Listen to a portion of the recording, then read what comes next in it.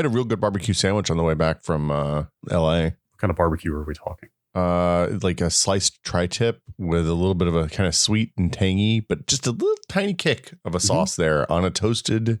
On it, they did a long, like soft sourdough roll that was toasted. Okay. With some butter on it. It looked like on the grill, maybe. That sounds pretty good. Can you identify the 3 tips?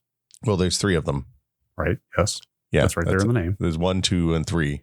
Yes. Do you know which one you cut from? I don't. You cut against the grain. So you cut down the one of the 2 long sides. But I always have to do 2 cuts to figure it out because it's like the USB-A port. I never get it right on the first try. Oh, wait, hang on. So tri-tip is basically just another word for triangle. It's like a polygonal beef is what we're saying. It's triangular beef. It's like a 3-sided.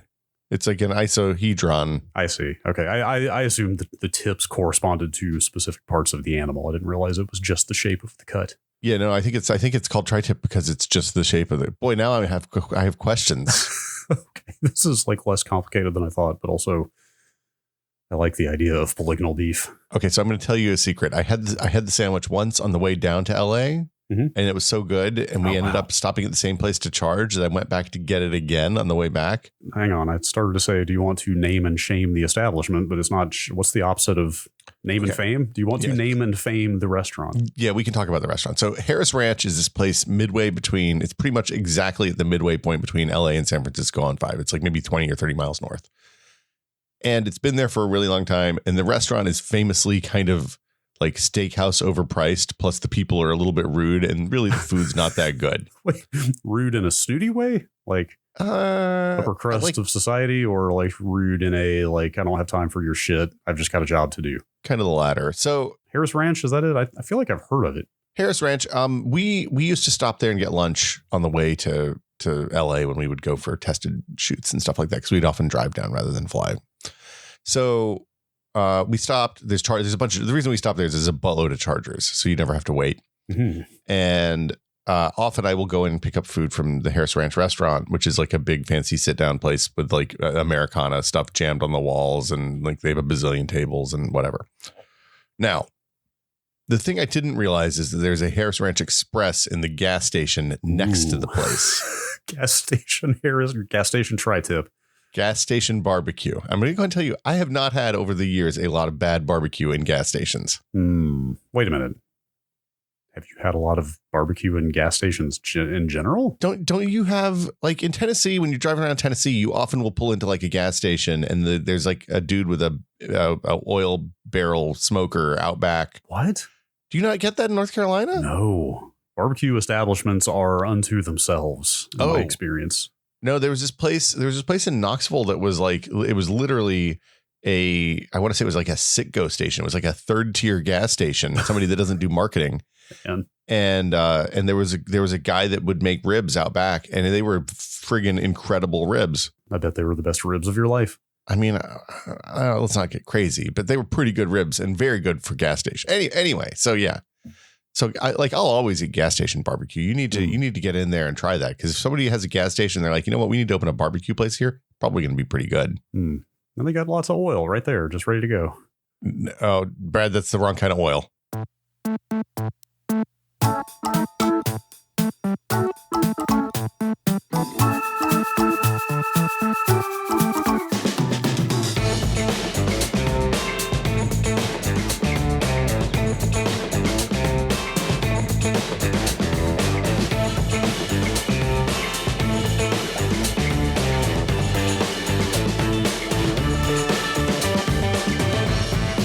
Welcome to Brad and Will Made a Tech Pod. I'm Will. I'm Brad.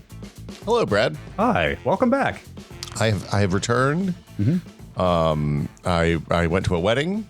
I went to 3 theme parks. Oh, I didn't wait. Was the wedding in the same trip as the theme parks? The whole point of the trip was to go to the wedding, and the theme parks we tacked on. Oh, I see. Was it a theme park wedding? It was not a theme park wedding, but it was a wedding this was the, I think, 5th try. Because it was originally, like, the invites for the wedding originally went out in February of 2020 for October of that year. Oh, no. And they kept postponing, and they almost did it earlier this year. And then everybody got the Rona the morning before the wedding. Wow. And they had to cancel. So Wait, canceled the entire wedding the day before? They had people in from around the world who had to go home and without witnessing the union of their friends. Man, like you're probably eating 4 to 5 figures of like I assume when you cancel that late, there's a lot of stuff that's non-refundable. That I didn't ask. Okay. Look, I'm sure it was expensive. It was a lovely wedding. It was a great ceremony. We had a really good time. I got to meet a bunch of good people. Yeah. Good. And I got to meet. It was Frank, who I play PUBG with. I play PUBG and Fortnite with all the time. His wedding. Frank. So yeah, congratulations, Frank. But yeah, so we went down for a wedding. We ended up going a few days early for Disneyland. Yes, and that's what we're here to talk about: the tech of modern theme parks, I guess. So I hadn't been to a theme park since the phone era started. Since the rise of the modern smartphone. Dang, really? That's like, I mean, are we defining that as like 2008? I think 2007, 2008, probably when apps started. I don't know. I mean, I went to Disney World in like 2005, and then I've been to, I think, Great America a little bit in the early like 2009, 2008 type, kind of like before everyone was expected to have a phone. Because like, if you remember, and people may not at this point, but like in the beginning, the iPhone, a lot of people looked at it as like, oh, that thing's really stupid expensive and it doesn't really do that much. And then like 3 years into that, all of a sudden you look down and everybody in San Francisco had an iPhone 4 or a Samsung Galaxy phone. And like that was a real, like the idea that before everyone was expected to have a phone, having a phone was kind of a superpower because you're able to get information that was important wherever you were, which was novel, right? And now it has become requisite. Yeah, now it's just part of the cost of doing business in the modern world. But yeah, I had never been to Disneyland before, and I'd never been to I hadn't been since the phones became a thing. So the last time I went to Disney World, they'd just introduced fast passes, which was a thing where you walked up to a little kiosk outside the ride, like the busy rides with the long lines, and you could get a piece of paper that said, "Come back at this time, and you will be able to bypass the line." So it's like you're virtually waiting in line, which was neat, right? Because it meant you could go ride with a shorter line while you were waiting, but you had to be back within like a 15-minute window. Did that just in practice just put you in a shorter elite line though, or was it literally just walk right up at your? I mean, did they assign you a time? So they assigned you a specific time, okay. And usually, and there were a limited number of those slots. And if you missed your time, then you were out of luck. You had to just go wait in the normal line. Sure. But when it worked as intended, you literally just walked right up and got in? You would walk right up and usually bypass some significant majority of the people in the queue and go straight to the part where you're moving to get like the last transition into the getting on the ride part. I'm sure people were upset about that at the time, but it actually ended up being nice because anybody could do it. You didn't have to pay anything. I don't think you just walked up to the little thing and hit the stamp on the piece of paper, spat out, and then you were good to go. Wait, hang on. You didn't pay for the privilege? I don't believe that you had to pay for that. I don't remember. It was a long time ago. It was like I said, it was 20 years ago almost. It seems like the kind of thing they would happily charge you like, excuse me, like $100 a day for or something. Well, I mean, you would think that, but also it's the kind of thing that evened out the lines and shortened the wait times for everybody because it let them like control clumping at the different rides, which is, I think, judging by the way they treat the parks now, it seems like that's probably a concern. But anyway, now you go and you spend the whole damn time looking at your phone, which we're going to talk about. I like, you typically, when I go on vacation, like when we went to Tahoe last year, when we went to wherever, my intent is to not spend a lot of time on my phone, especially if I'm spending time with my daughter. So a little bit of a bummer that like so much of the modern Disney experience and theme park experience, frankly, is like, hey, you have to look at your phone to figure out what to do and to how to get the thing and to how to order food and all this other stuff. So anyway. Is this, maybe we will get into this. Is it a have to look at your phone, or is it a can look at your phone for more convenience if you like? Or is it like, hey, this is the only way we do things now? I think, okay, so there is some stuff that is the latter. A lot of it is if you want to be able to do a lot of stuff in a day or two.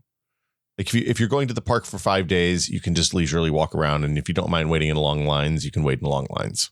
I don't like waiting in long lines. I don't do well at it. No, that's look. You're paying a lot of money to be there. You have limited time. Like you gotta weigh the cost benefit. But also, is there a human being that has gone for 5 straight days and lived to tell? I feel like when I was a kid, you'd go to Disney World for 5 days. Dang, that is a man. But that's like Disney and Epcot and MGM Studios all were one big thing down there. And now they have Animal Kingdom and all this other stuff. So I don't know. Like Disneyland feels like a 1 or 2 day park to me because it's very small. This was the big takeaway from as a first time Disneyland attendee is that, wow, it's small compared to Magic Kingdom. Was that the last month's patron episode that in real time I pulled up the map of Disneyland on Google Maps and I was like, oh my God, it's just like it's like a giant city block, and that's kind of it. Yeah. So apparently, when Walt bought that, it was all farmland in the 50s, and it was basically he spent every penny he had buying as much as he could, to the point that like he got friends to build the Disneyland hotel next to it because he couldn't afford to build the hotel and buy the land for the hotel. Huh.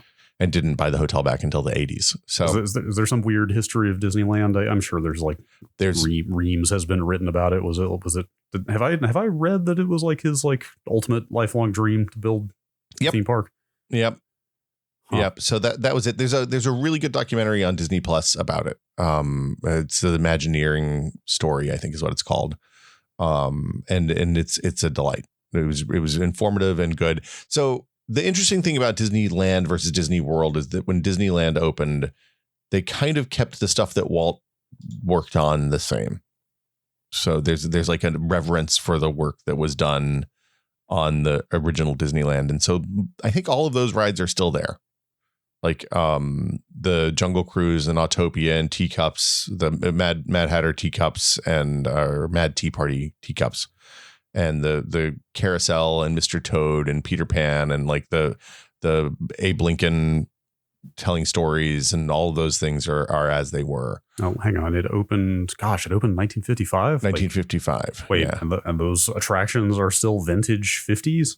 Pretty much, yeah. Aside from maintenance? I don't know. Like, unlike, say, Pirates of the Caribbean, which now has Johnny Depp in it, right? Which was a 60s era ride. The ride at the park has the ride at the park has integrated Johnny Depp. Yeah. I'm surprised they have not pulled him back out. I mean, I think that it takes a while to do that stuff. Sure. Because it was as I recall, the ride was down for a fairly long time when Johnny Depp got added. They didn't add Eddie Murphy to the Haunted Mansion. So, well, that's a shame. Yeah.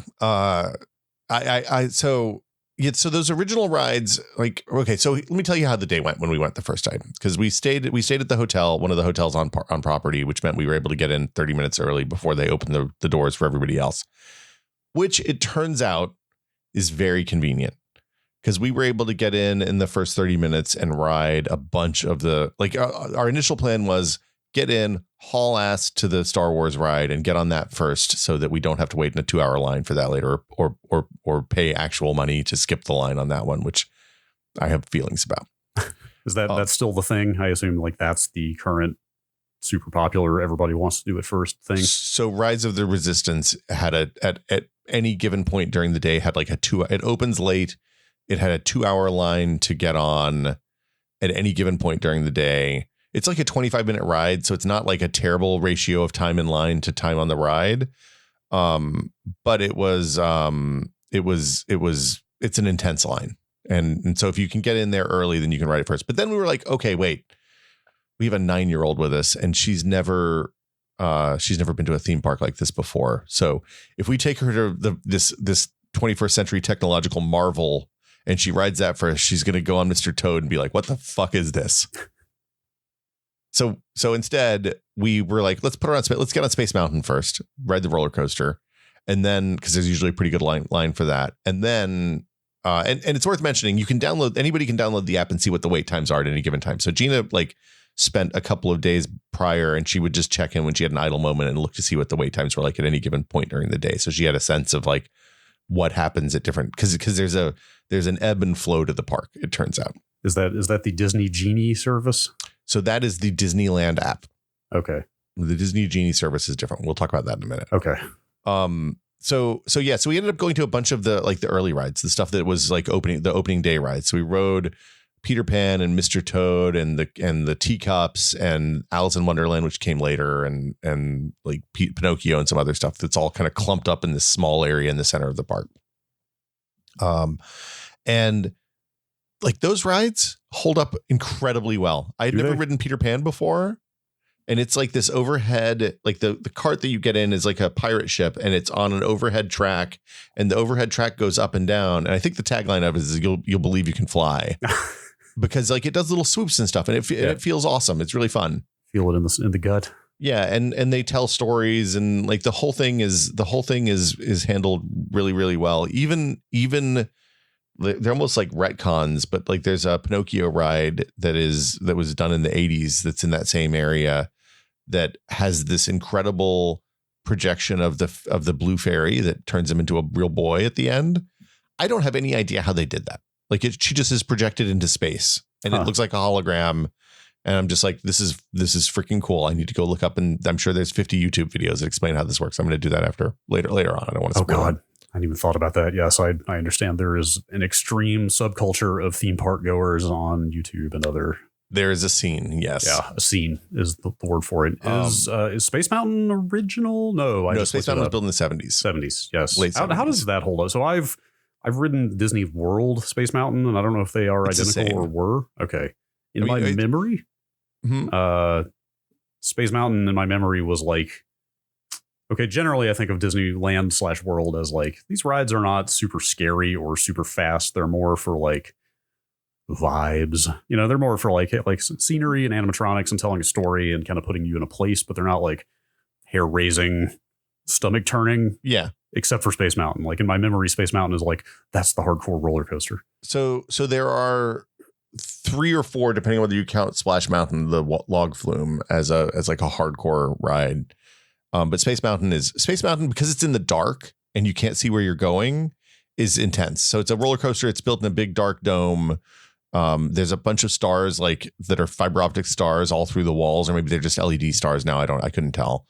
But you're basically, the story is you're going on this space journey, and like you get the dark roller coaster the shit out of you as you're doing it. Space Mountain was, I think, my daughter's favorite ride at Disneyland. We rode it 2 or 3 times. Yeah. No kidding. Okay. I haven't ridden it in 30 plus years. It's a real good first roller coaster. Yeah. All I remember of it is dark and lights. So it doesn't go upside down. It doesn't do anything super scary. It just is like really exciting, and you're constantly being kind of thrashed around, and you feel like you're going insanely fast because you're in the dark. Now, when I was at Disney World last time, the lights came on when we were going up the ramp at Space Mountain. I will tell you, it is the most scary ride I've ever been on, because the clearances are so high that I don't put my hands up on Space Mountain anymore. I'm sure it's fine too. I'm good.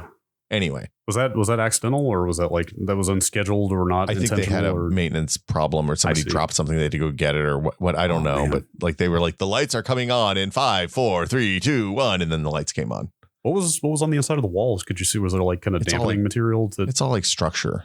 It's all like it's basically all you see is like, it's like being on the inside of the Statue of Liberty or something, right? You see all the superstructure stuff, right? Of course. I just remember. I didn't know if they had like some like black felt on the walls or something to increase the. No, it's just real dark in there, man. Okay. Yeah. And the ride is kind of far from the walls, so I think that's how they. I mean, I assume that there was some sort of sound dampening on the inside of the walls, so it doesn't make a ton of noise. But God, actually, and just the very idea of an indoor roller coaster is kind of wild when you think about it, because there are not a lot of those that I'm aware of. Yeah, it was. I think that was probably pretty novel at the time. The ones that are indoors are usually pretty small. I think they're like kid rides. But yeah, it's the other thing about it is, like, one of the technological things that changed over time is they stopped trying to put speakers in the world, and they just put them on your car and timed the sound playback to like match, where you are in the ride. Position. Yeah.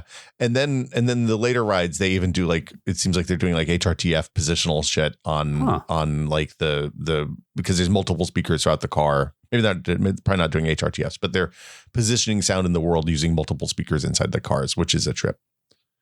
as opposed to like It's a Small World where they just blast that fucking song at maximum volume. I'm gonna go and tell you, we broke down on It's a Small World. It was a dark time. What? We were like stuck for like 5 minutes. It wasn't the end of the world. But wait, did the music continue while you were stuck? Never stops, Brad. Oh no, God, never stops. I did tell my daughter that if any children who get lost and become the property of the Disney Corporation have to sit underneath It's a Small World and crank the kids, they become part of their life. Yeah. So yeah, it was interesting seeing like the stratification of the park and seeing like the opening rides and the 50s rides like Alice in Wonder, like the things that opened shortly after the park, like Alice in Wonderland, and then the 60s stuff like Pirates and Haunted Mansion, where they got really good at animatronics and they got good at like Haunted Mansion has these hologram projections that are a trip. Like they remain amazing, where they have like ghosts flying around a big room eating food and stuff like that. It was dressed for Halloween while we were there, which means it had the Nightmare Before Christmas stuff in there. So like we saw the Oogie Boogie and Jack Skellington and all that stuff. That seems like a movie I should see at some point. That is if you like Tim Burton's 80s and 90s bullshit, it is very good. I do. Yeah. Man, we shouldn't get into it, but since we're talking about Disney, we babysat small children last weekend. Ooh. And so there were a fair number of Disney movies played over the weekend, which got me down a rabbit hole of reading about like pretty much the whole history of Walt Disney Animation, but primarily like the kind of dip in the 80s and then the sort of 90s renaissance, early 90s rebound. Yeah. Musical kind of starting with sort of what Little Mermaid, Tarzan, I think is considered the golden age renaissance. Like the high point for me there is like Little Mermaid to Aladdin, probably Lion King, Aladdin, Little Mermaid, Beauty and the Beast. Yeah. Yes. Tarzan's okay. Yes. I can't remember why I brought that up. There was a reason. Something you were talking about reminded me of that. But well, I mean, they got good at they got really good at animation, at 2D animation, and like Nightmare Before Christmas is incredible stop motion animation. That's what it was finding out. Number one, not only how many kind of big current and recent big name directors, creators, etc., have come through that studio, but also how many of them were fired from it.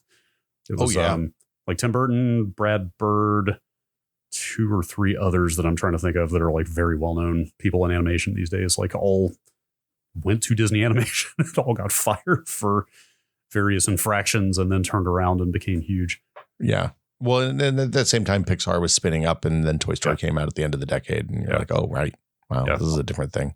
Also, this is ancient history, and there's maybe a documentary out there or something, but they were getting into a lot of digital ink and paint stuff with those early 90s, like moving into Beauty and the Beast and stuff like that. Yeah. Like I didn't realize they weren't just straight up like painting cells at that point. Yeah, my understanding is that the tools have not changed a whole lot in that space in the last 20 years. So yeah, the 60s rides were neat. The 70s and 80s stuff is all the action stuff like Big Thunder Mountain and Splash Mountain and Space Mountain and all that. And then we got to Star Wars. Actually, real quick before I've seen before we get into the Star Wars stuff proper, I've seen the name Hyperspace Mountain floating around. Is that a thing? I don't know that one. That wasn't at Disneyland. Okay. Hyperspace Mountain might be a thing that they do to fancy up Space Mountain during a specific season. They do a lot of that.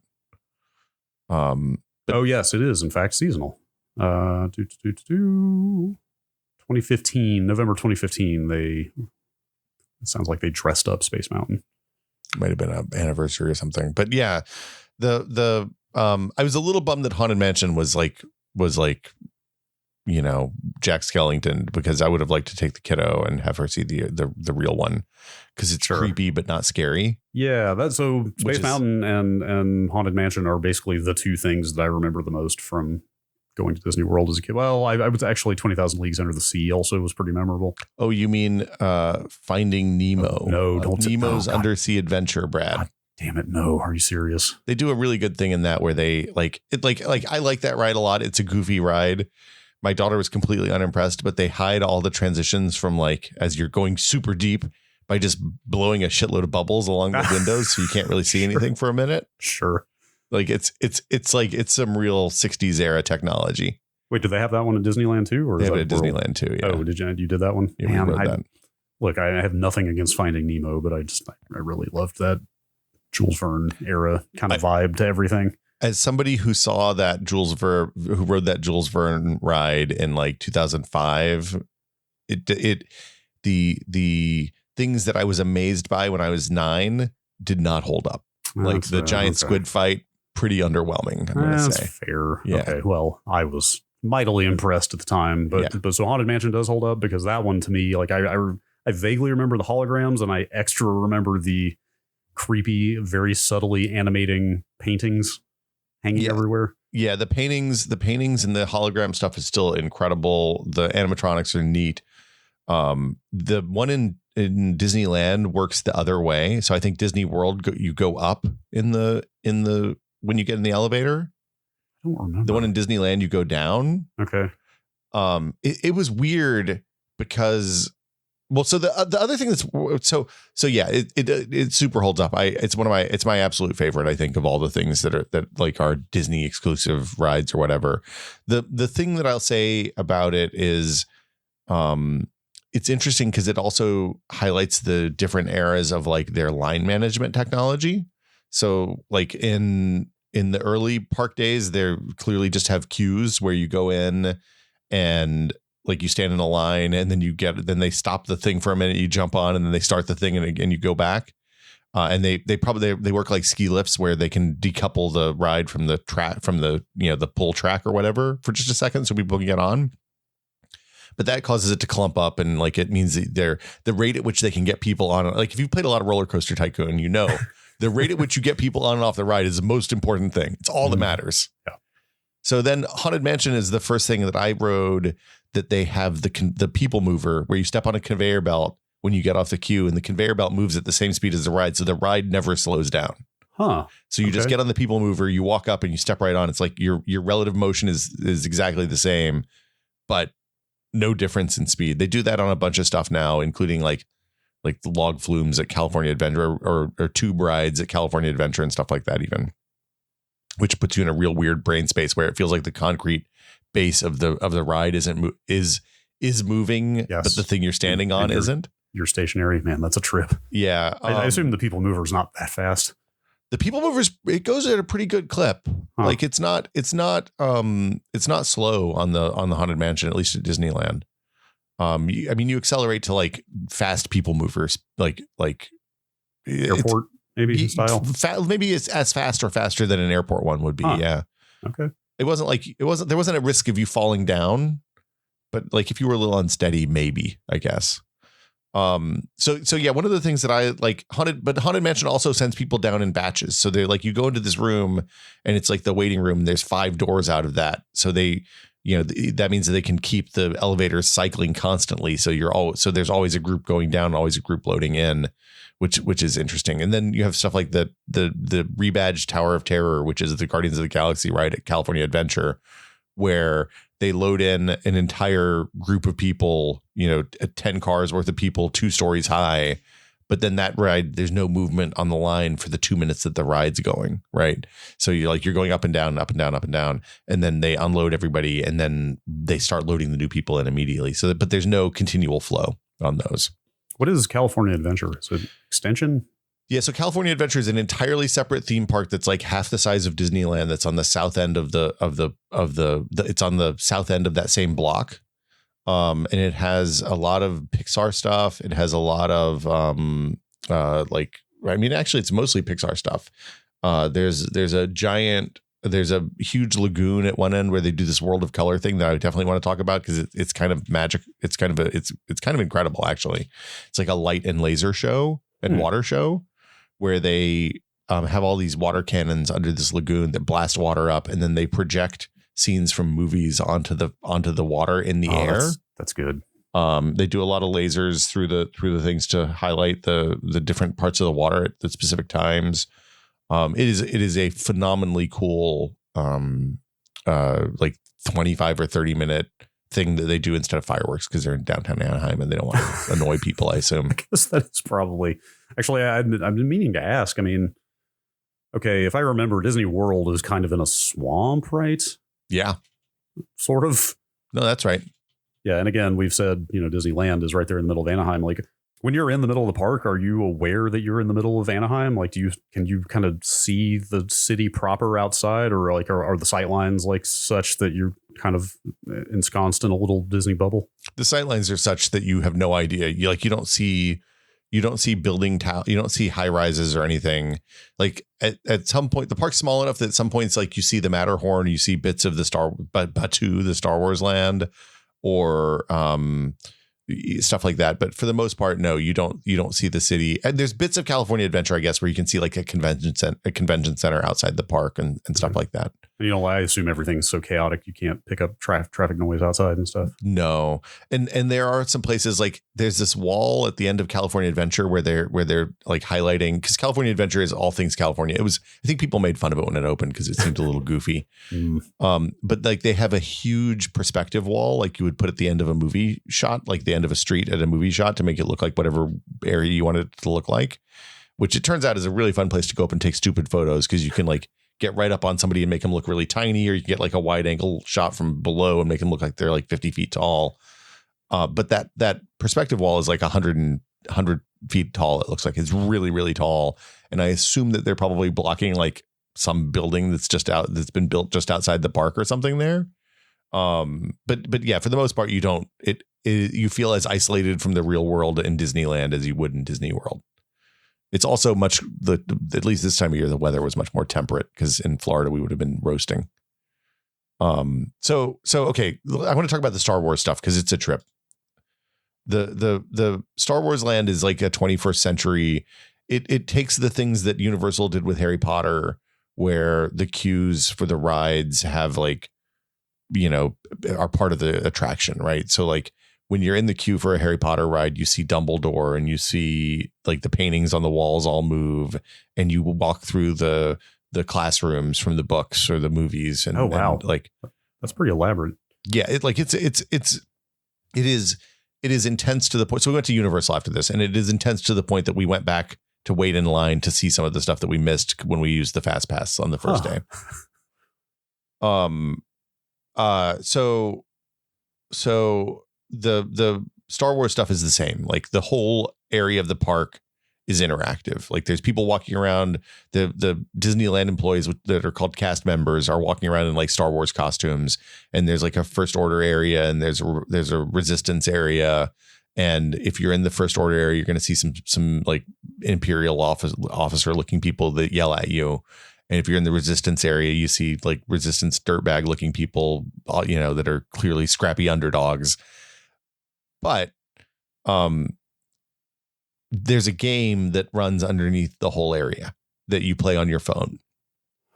So like it's like a Pokemon Go situation where you walk around the world, and like it'll pop up. The phone will pop up and say, "Hey, there's a quest that needs to be done. Can you do it? We have a mission for you. Can you take it on?" And you look at it, and it gives you faction in either like the smuggler group, the Resistance group, or the First Order group. And it'll be like complete a little puzzle on your phone, and then some shit in the park around you will happen. So like sometimes it's like you click a button and open a door. Sometimes it's like a panel lights up. Sometimes it's like Kylo Ren's TIE fighter thing will like make smoke and shit will happen on it. Okay. That's kind of cool. I started to say like using the phone to lubricate the, aspects of the park that have a lot of friction, waiting and trying to get food and stuff is one thing, but like actively pushing you to do a thing on your phone when you're surrounded by all this magic and wonder maybe is a little questionable. But then on the other hand, when you say like do a thing on your phone and make something like weird happen in the real world, actually sounds pretty awesome. Well, and also this didn't happen to us because I didn't spend the time, because I was there to spend time with my kid, not grind faction with Kylo Ren. But sure. But like if you go to the park on the reg and you grind faction with Kylo Ren, eventually, theoretically, you're going to get pulled into something by the cast members. I can't believe you just spoke that sentence aloud. Look, which part? Go to the park regularly and grind faction with Kylo. No. And sometimes you got to grind that faction. So yeah, like it's weird though, right? Because it feels like you're spending a lot of money to go to this park, and like I could walk around my backyard and play Pokemon Go if I wanted. Right. It's maybe a little questionable, although like it kind of, you tell me, it almost reminds me of the thing you've said a lot about like coding pure software is one thing, but like coding to make our Arduino lights blink is much more satisfying. Like doing a computer thing to make a real world thing happen has got a certain satisfaction to it. So like the idea of opening a door. I will tell you, when I made the lights blink and the door open and Kylo Ren's spaceship do something, everyone in the party was excited. That's cool. Like everybody was stoked about it. Yeah. The weird part about that specific part of the park is there's not a lot of food. So like there's a place to get some wraps and there's a cantina where you can get drinks and blue milk. I don't think you get drinks. It's got to be blue milk. There's blue milk. We did not try the blue milk. I like the last thing I want when I'm walking around a theme park and it's 90 degrees is a nice big glass of milk. But I wonder if it's flavored. I wonder if they add. There's probably a lot of sugar in there. I'm sure it's a lot of sugar. But the rides were pretty incredible. Like the Rise of the Resistance ride is 25 minutes, and you can use the phone. And well, I guess let's talk about the Genie Plus stuff in a minute because it's goofy. But you like there's a part where you walk through some stuff, and you like when you get to the ride portion, and like you get a mission from Rey and BB-8 and like characters from the postquels. Then you get captured by the First Order, and they yell at you and are like, "Go stand in the line, prisoners!" And you go get in a prison cell. There's a prison break. There's all sorts of stuff happens. Like you end up in a spaceship. Stuff you get sent to space. You ride in these. Like you get in these people movers eventually that are essentially they're a trip. So you get in these people movers and they're like, you're in like a ride on rails, right? Except they're on Omni wheels or something. And they're just driving around free on the ground. Like there's no tracks. Huh. So you're in with like 2 or 3 other cars of these people movers. Stormtroopers are shooting at you. Everybody's yelling. There's all sorts of exciting shit happening. There's lightsabers. And then all of a sudden, you're just doing a ballet with these other carts full of people in this open area, and like you see AT-ATs and more stormtroopers, and like it is. We literally got off the ride. We only rode it once because I didn't want to pay multiple times to skip the 2-hour line, and I wasn't going to wait in a 2-hour line. But it was very much a hey. A bunch of shit's going to happen to you. You're going to see some Star Wars stuff. Somebody's going to cut through some stuff with a lightsaber. There's going to be a hole in the side of the spaceship and all the air is going to get sucked out. And it's going to actually feel like that. Like it was a full assault on the senses for about 25 minutes. A full assault on the senses is a pretty good description of the theme park experience generally. It really was. Yeah. How was a lot of the stuff represented? Like, was it animatronic or was there like video wall stuff going on, or? It was a little bit of everything. Like they had Star Wars looking holograms for some of the characters. There were animatronics. There were screens that were placed far enough away and in such a perspective that you couldn't tell that they were screens probably. There's apparently multiple paths through that ride based on whether or not, like, if animatronics go down, then they have different paths through the ride. Wait, they have redundancy in their ride? Yeah, well, because like, look, if people come to the park to see Rise of the Resistance and the animatronic breaks this down for 3 hours, then they have to have something else in place, right? Fair. Apparently, they also, if the lines are too long, they skip some of the early portions of the ride where that are that are more stage setting and queuing, and you just go straight to the ride part. Just to move people through faster? I believe. Yeah. But it was like, it was a little intense. Like my daughter was a little nervous when the First Order people were yelling at you. She's like, I don't like this. This is scary. How hard were the actors going for it? They were fucking going at it hard, man. Yeah, they were like, like if I stepped off the red line to take a picture, they're like, get back on your red line, scum. And like, and yeah, it was, but then I think somebody heard her say, I'm a little freaked out, Dad. And they kind of cooled it with us. So it was, wow, because of course Disney always knows. Hey, interactive. Yeah. It was a little bit like I generally don't like interactive theater stuff. And it was a little bit on the edge for that for me. But it was an interesting experience for sure. Oh no, I'm sure you didn't touch this at all, but do you know anything about that kind of full weekend experience? That's a Disney World. Oh, was that a Disney World? Star Cruiser, yeah. Okay, because I mean, I don't know that you have an answer. I was going to say though, like I'm a little surprised they built this at Disneyland to begin with, because there's so much more space at Disney. I've just always had the sense that Disney World was the more trafficked and popular park. I don't know. I don't have any idea what the traffic is like at the different ones. This place was packed full. I think the Star Wars they're viewing as the future of these rides are clearly they've spent an incredible amount of time and money developing them because they're unlike anything I've seen anywhere else ever. I wonder how they feel about having based the entire thing or themed the entire thing with the sequel films, considering they themselves have de-emphasized those films now as hard as they can. Well, so they're starting to put other stuff in now. Like originally, I think the pitch was this is only going to be the postquels, like the JJ trilogy. But I think there's like Mandalorian. I think there's stuff from the TV shows coming in now. That was my guess is they'll kind of subtly start dressing it with other stuff over time. Yeah. I mean, I that only works if they go forward in time. I don't think they can put High Republic stuff in there, right? Probably not. Yeah. And anyway, maybe we'll see Ahsoka walking around with head tentacles or something at some point. But yeah, the Millennium Falcon ride was the other big Star Wars ride. There's only 2 Star Wars rides. The other stuff that you do there is like a extended purchasing experience, like buying a lightsaber or customizing your lightsaber or buying a droid, customizing your droid. Oh, I didn't know you could do a droid. Did you do either of those? I did not spend $200 on a lightsaber. Man, that's like, I almost wish there was a reduced fee where you could just like go in and build it and play with it for 10 minutes and then give it back. Because like, I don't need a lightsaber in my house, but I would like to mess around with that process. That was precisely my reaction and my feeling. And I was like, no, I'm probably good. If we go back at some point and the kiddo is interested in Star Wars and she wants to do a lightsaber, we'll do a lightsaber, but I'm okay. The Millennium Falcon ride was much more of a traditional kind of theme park ride. You get into like, basically you get to go walk into the Millennium Falcon. There's a waiting area where you're assigned a color and you like get into the lobby, like the area with the Jarek table and like Chewbacca's bed and all that stuff. And you can kind of hang out there and take pictures for a little bit. Wow. You know the name of the table. I'm impressed. Well, I mean, we did a video it tested with the folks who recreated the hollow chess. Of course. Yes. For Force Awakens. But yeah, and then you walk down a hallway and there's a bunch of different hallways and all of them lead to the Millennium Falcon cockpit.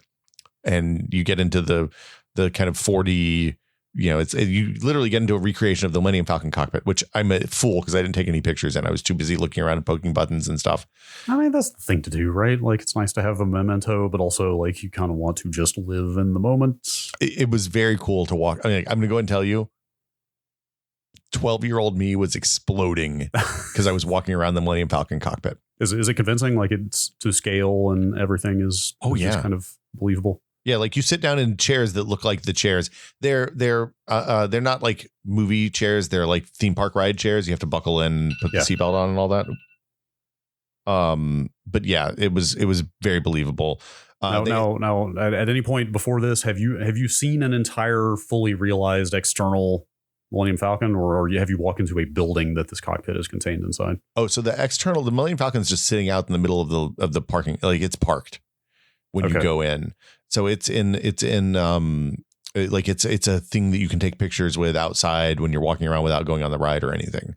Is it life size? I mean, quote unquote life size. It's big. Yeah.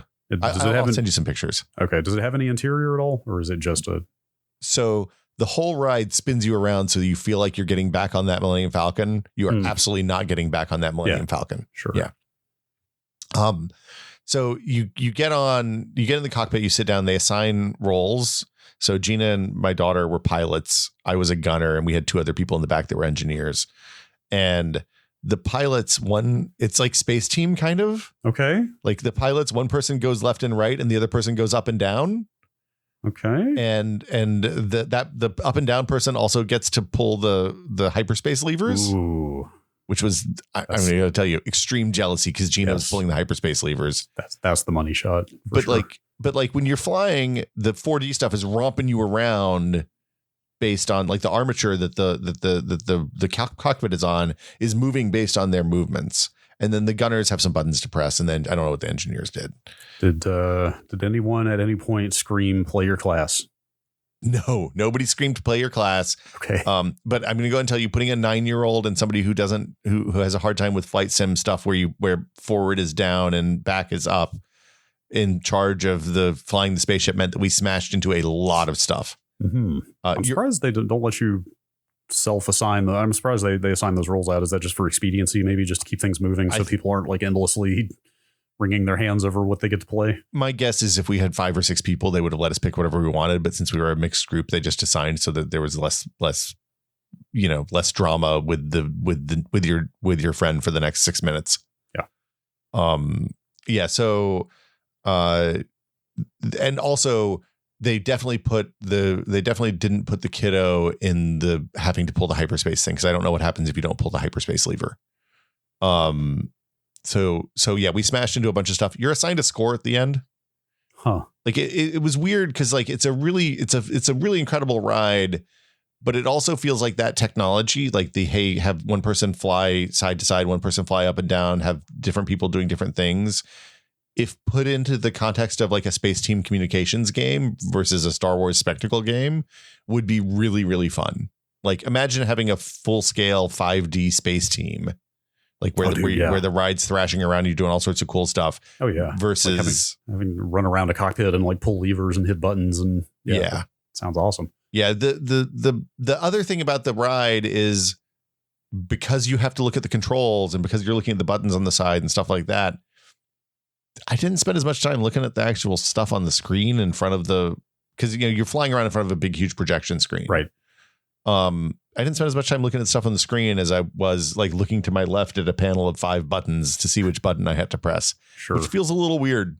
Yeah. Is the projection screen is like set back from the cockpit? It's not like part of the cockpit. It's far enough back that you don't realize it's a projection screen if you're not really paying attention. A sense of depth and kind of externality or whatever. Yeah. And you can't see the edges of it at all. So do you think, okay, I've never been to an escape room. Yeah. But the thing you're describing, the kind of like fully realized like tactile space team, like, is that just an escape room to begin with? Because the thing I was going to ask is I wonder if there's like some kind of market opportunity for like something like an escape room, but something that is much more explicitly like space team, or like keep talking and nobody explodes, that type of thing. Like that seems like somebody who put a lot of work into really building out a lot of mechanical features you could fiddle with, like would do pretty well with something like that. Most like entry level escape rooms are really low budge. It's like IKEA furniture that's been tarted up. There's a couple of really, really high dollar, high impact ones. There's one at the Palace of Fine Arts. Hold on, let me see what the company's called. I can't remember off the top of my head, but they have 3 or 4 escape rooms, three rooms there now, Houdini, Roosevelt, and Edison at Palace Games. Okay. And they're exceptional, like really and truly incredible. And they do a lot of like Arduino driven, microcontroller driven, like wired in crazy behind the scenes Disney style Imagineer type business there. Okay. But they don't do like moving rooms and stuff like that. That would be a bit much. That sounds like that's veering pretty close to what I was thinking about anyway. Yeah. So yeah, I think that there's I would love to see them apply this technology to like a Buzz Lightyear game that is for people that have to do space team shit for 5 minutes while they're in a cockpit. Right. Anyway, I definitely felt like this was space team inspired as it was, just because they wanted to give everybody interactive stuff to do. You're just making me miss Space Team. Space Team is really good, it turns out. And that's pretty much it for like we went on. There's a linear accelerated roller coaster at California Adventure that has a loop, which is crazy that there's a Disney roller coaster that has a loop. Like it was a lot of like the whole thing was a lot of fun. The thing that bummed me out is that especially in the first few hours you're in the park, you're using your phone all the time because they've moved away from the fast pass thing where you go get the piece of paper, obviously because it's 2022, to a thing that works on your phone. And I think you pay $20 a person for access to the Genie Plus feature, which is the fast pass type feature. There's all sorts of rules that they absolutely, I'm sure intentionally don't explain clearly. Like every 2 hours you can add a new fast pass. So you can only have one, they call it lightning lane. Sorry. You only have one lightning lane active at a time, except At the moment you cash one in while you're in the line for that ride, you can sign up for your next one. You can also sign up for one every 2 hours, whether you use the last one or not. So the upshot is you can get like a Space Mountain for the end of the day when it gets long, while you're waiting for something else, and still have another ride if you're going to go get dinner or something like that. The Genie Plus thing also includes all the photos that are taken on the rides. So, the thing where you like go down Space Mountain, everybody has the funny look on their face. And then you take the picture with the code on the end of the ride. You can download those pictures later. So you don't have to pay any extra money for those, which is nice. Cool. And those are just delivered to you kind of automatically. You have to know the code for your car. Okay. So basically when you leave the ride, there's a big wall of screens with like 50 different pictures on them. And you find yourself on the screens, and then literally we just took a picture of those screens. So we get the code. You type the code in the app later, and you can. Okay, but if you neglect to do that, you're kind of out of luck. Well, if you miss the code, you're out of luck. Yeah. They also have photographers just in the park, standing there in front of like cool shots that you can wait in line for and take a picture. And they'll superimpose some stuff. Like we did one in a Cars Land where they put a trophy in the kiddos' hands. We didn't do a whole lot of that, but the photographers were really like the ones that we did. The photographers were really great. Like I was really pleasantly surprised. And the photos turned out really well, and they did a good job like getting the kids to be normal and all that stuff.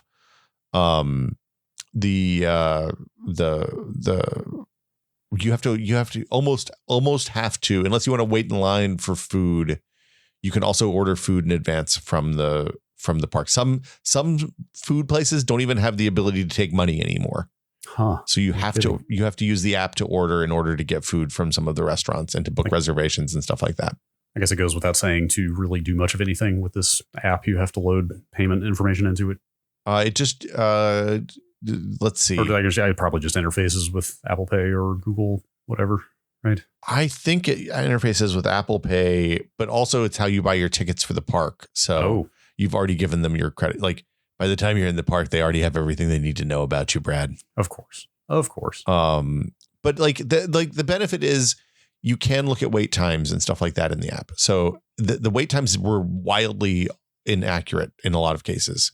So sometimes it would be like there's a 15-minute wait time, and then we went to Autopia, and we sat in line for an hour, and then we rode Autopia, which was not worth waiting in line for an hour for. What is Autopia? Autopia it was called Greenlight Go in Florida. It's one of the first day rides. So you get in these gas powered go-karts and can drive around this big track. The challenge of it is when they launched, I don't think it had rails, so you could just drive the carts anywhere, and people were driving them out into like paths and shit. Rules. But now the problem is there are a bunch of really old go-karts, and they stall out all the time, and like they never went really fast in the first place. But it is like when you're a little kid, it's fun because you get to steer kind of within the confines of the rails, I guess. It was part of Tomorrowland, it looks like. It is still part of Tomorrowland. It's next to the monorail. I love that's a good name, Tomorrowland. The problem with it is the queue is all up in the fume zone for the two-stroke gas motor. Like they need to switch that thing to electric is my takeaway. It's like it is these days powered by Honda. Yeah, we saw Osimo. Osimo featured prominently in the queue experience for that ride. So yeah, like the phone thing was a mixed bag. Once we got the hang of it, then you just remembered to the moment you cashed in one of your lightning lanes to like while you're waiting in the short line to fill in to sign up for the next one. And that let us ride like 20 things on the first day. Like we rode a shitload of rides. That's pretty impressive. I mean, I was going to say though, like this sounds like you need some pretty damn good organizational skills. Like you need like a day planner or something. Like you really need to stay on top of this stuff to kind of optimize. Which sort of sounds like work, but it was a little bit. I mean, like I like playing games like Factorio where you min-max stuff, and it became very much that. Like, okay, if we go, the lightning lane for this is an hour and a half from now, and there's 3 rides with 5-minute waits between here and there. So let's go ride those 3 rides on the way, and like I mean, look, I don't know if that's healthy. It became part of the game for me. But yeah, it was a fascinating experience. I didn't expect to I expected it to be a tolerable thing at best, and it ended up being quite fun. And I mean, the one thing I will say is that so unlike Universal, which is designed to be a place that you come in and then buy a bunch of shit in a store that looks like the Quickie Mart, or like Hogwarts, or like the wand place, whatever. Wait, hang on. Is there Simpsons stuff at Universal? Oh yeah, there's a whole Simpsons land. Wait, I'm trying to think what was the corporate IP connection there that allowed that to happen, because obviously now Simpsons is part of Disney. Yeah, I'm sure it was somebody signed away theme park rights for Disney at 20th Century Fox at some point to NBC, right? Sure. But it's like I ate a Krusty Burger. I had a Krusty Burger. It was as you would expect.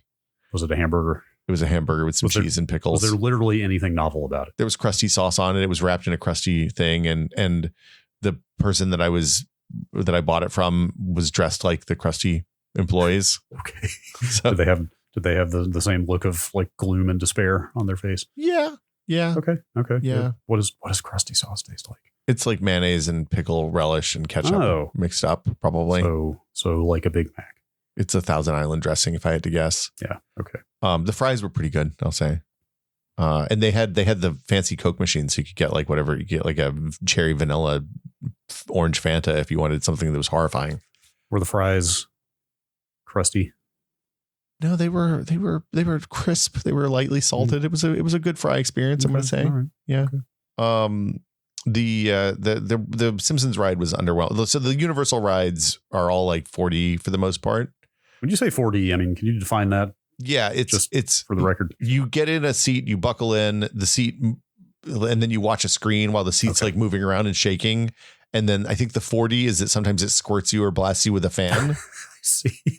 Of course, the fourth dimension, water in the face. Yeah, water and wind. The studio tour ride, which I thought was going to be really cheesy, is the thing famously noted in like the end of Animal House, where one of the characters becomes a tour at Universal Studios Hollywood, a tour guide at the Universal Studios Hollywood.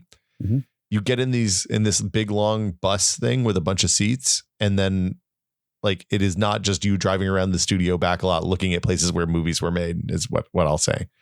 Like they bring you into some dark ride stuff, and apparently they buckle that thing onto armatures, and some shit happens. It was fun. It was that was cheesy but fun, I would say.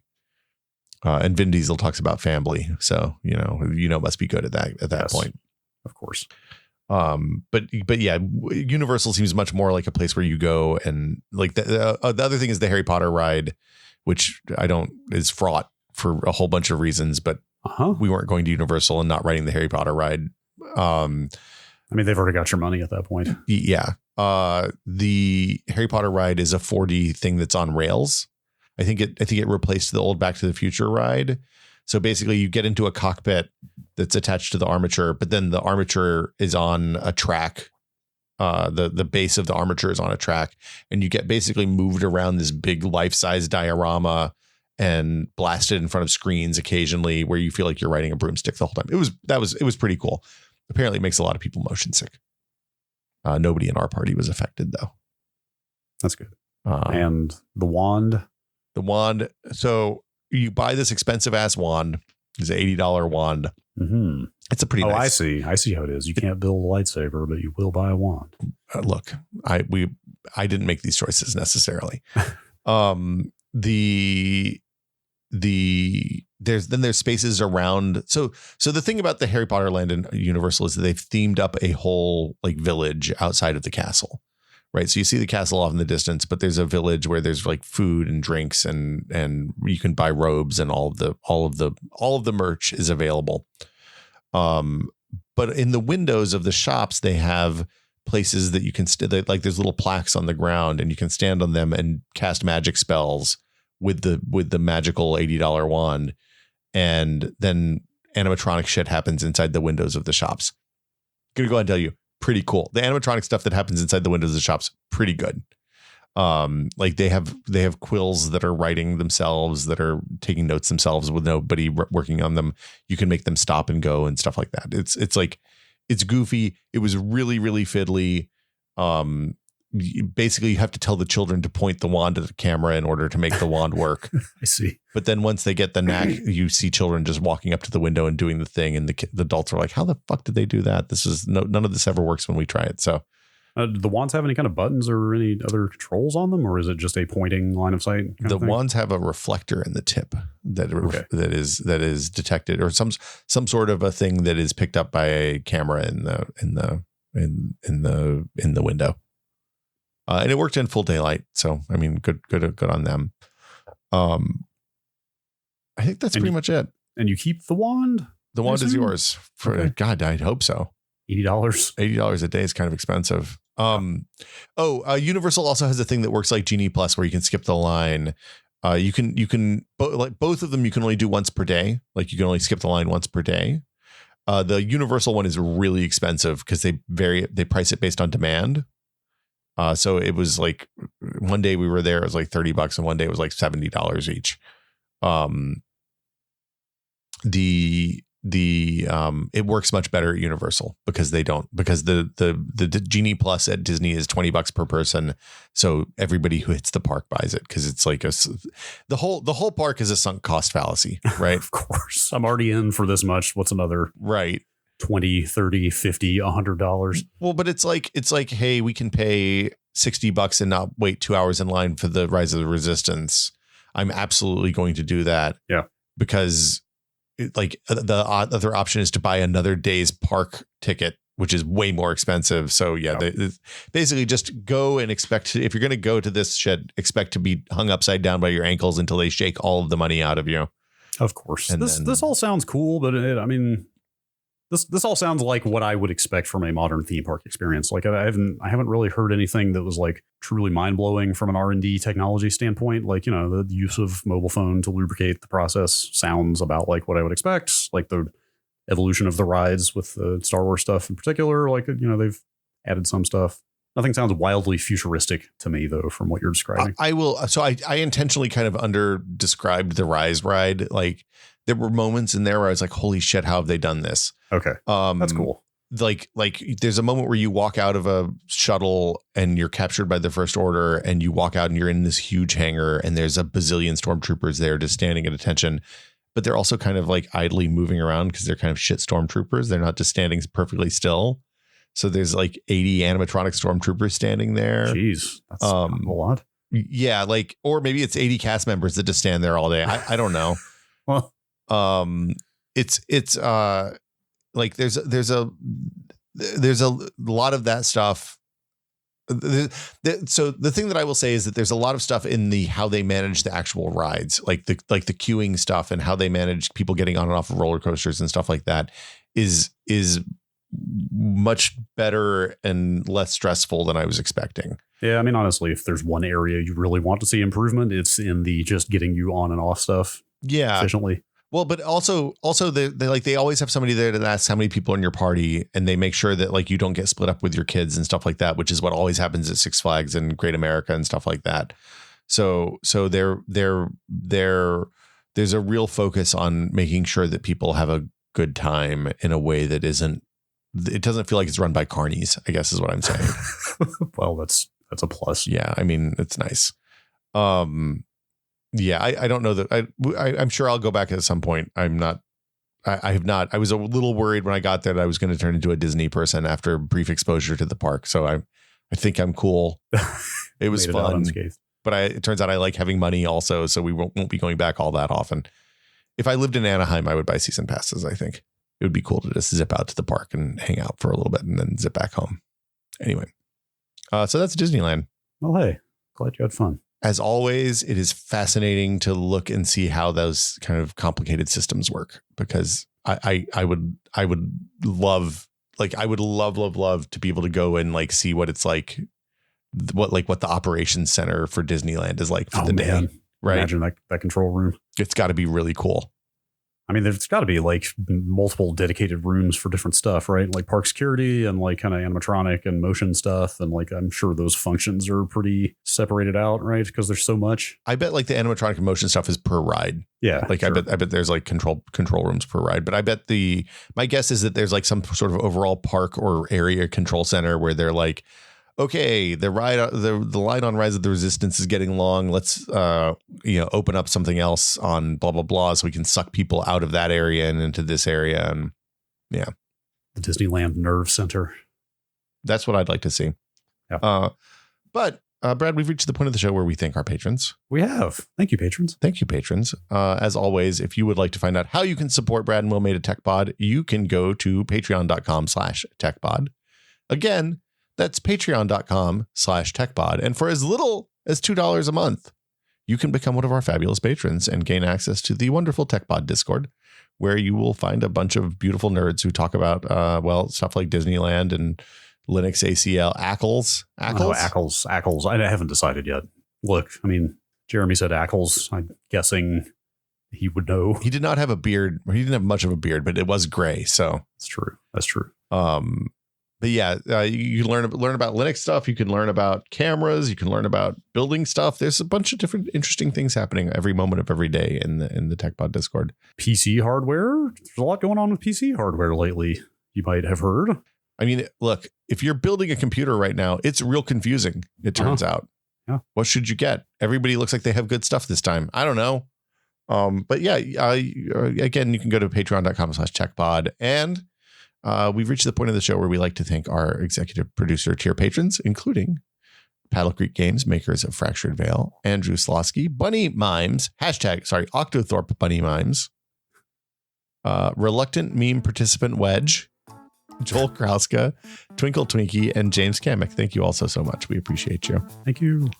I think next week, I don't know if we can say what we're talking about next week because there's an embargo. Sort of top secret hardware, kind of. I mean, everybody probably can guess. So we're going to have a hardware episode next week where we talk about some video card stuff. The next week after that, I think we have Gordon scheduled to return and give us the scoop on CPUs. That's exciting. It's been too long since a Gordon episode. He was going to come this week, but he's at TwitchCon, so we got to make fun of him for that. And then after that, I guess it's back to more questions. I don't know where we are, but in the schedule. But yeah, thanks everybody for listening, and we will see you all next week.